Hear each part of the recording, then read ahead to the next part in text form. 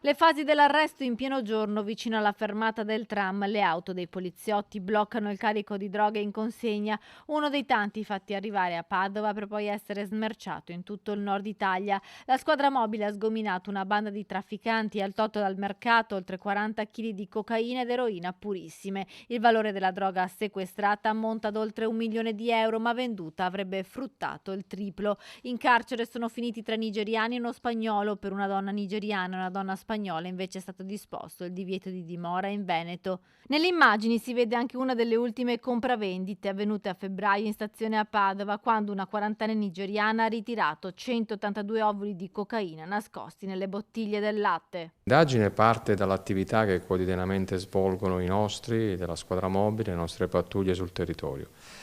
E hanno intercettato, come capita molto spesso, uno spacciatore al dettaglio, per così dire, e da lì si è partiti per arrivare a un livello superiore, molto superiore, un livello in cui compaiono dei soggetti inseriti in un traffico internazionale di stupefacenti. Tutto è iniziato con l'arresto di un pusher nigeriano nel settembre del 2021. I poliziotti del suo cellulare hanno rintracciato i dati di un versamento di denaro nei confronti di un 35enne connazionale residente a Padova, che si è scoperto poi avere un ruolo di spicco nella gestione del traffico di cocaina ed eroina.